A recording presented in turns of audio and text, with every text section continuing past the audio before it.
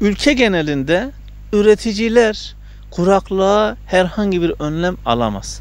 Neden diye soracak olursanız, üreticiler sadece kendi arazisiyle alakalı ve toprak üstü materyaliyle ilgilenebilir. Damlamasını döşer, sulama suyu için kanallarını açar, bahçesini sulanabilecek konuma getirir. Suyu getirecek olan kişi ise devlet kurumlarıdır. Devlet su işleri şu anda yapımı devam etmekte olan barajlarını bitirirse ve çiftçiye suyu götürebilirse, işte o zaman çiftçinin sulama ile alakalı herhangi bir sorunu kalmayacaktır. Kuraklığın çiftçiler üzerine zararı çok fazladır. Şu an ekin sahibi olanlar, ekinlerini biçenler, yeni ekim yapmaya başlayanlar veyahut da yeni dikim yapmaya başlayanlar.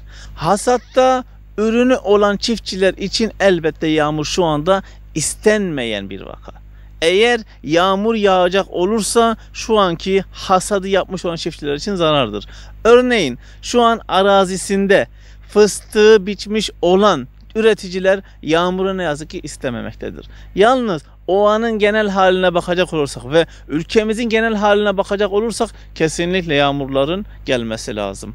Yağmurların çoğu çiftçiye faydası vardır. Sulama suyunun kesinlikle çiftçiye ulaştırılması gerekiyor. Kuraklık zararının önüne geçebilmek için kesinlikle devlet su işlerinin, Tarım ve Orman Bakanlığımızın şu anda faaliyette olan barajların miktarını artırmaları gerekiyor. Yapım aşamasında olan barajların da bir an evvel vakit kaybetmeksizin tamamlanması lazım. Ve şu anda mevcut olan sudan biz yararlanabilirsek elbette ki çiftçimiz bu kadar kuraklık yaşamayacaktır. Ülkemiz bir su cenneti. Tatlı su cenneti olduğu için bütün çiftçilerimize yetecek suyumuz bulunmaktadır.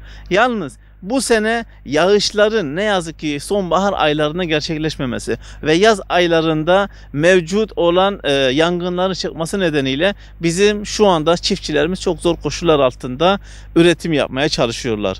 Kuraklık çiftçilerimizi çok etkiledi.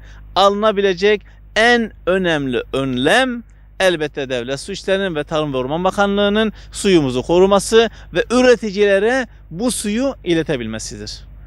Yetkililerin alabileceği önlem mevcutta bulunan suyu israf etmeden topluma, üreticilere, çiftçiye ulaştırmaktır.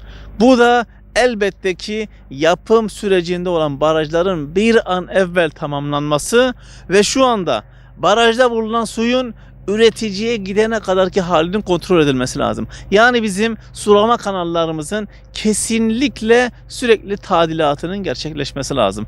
Eğer sulama kanalları yapılmıyorsa, çatlağı varsa, su sızdırıyorsa bizim sulama suyumuzun belli bir miktarı üreticiye varmadan önce heba oluyor demektir. İşte bu kanalların onarılması ve bu kanallar vasıtasıyla çiftçilerimize suyun bir an evvel ulaştırılması, şu anda mevcut bulunan barajların daha fazla korunması gerekiyor. Ve devlet politikalarının bu yönde iyileştirilmesi gerekiyor.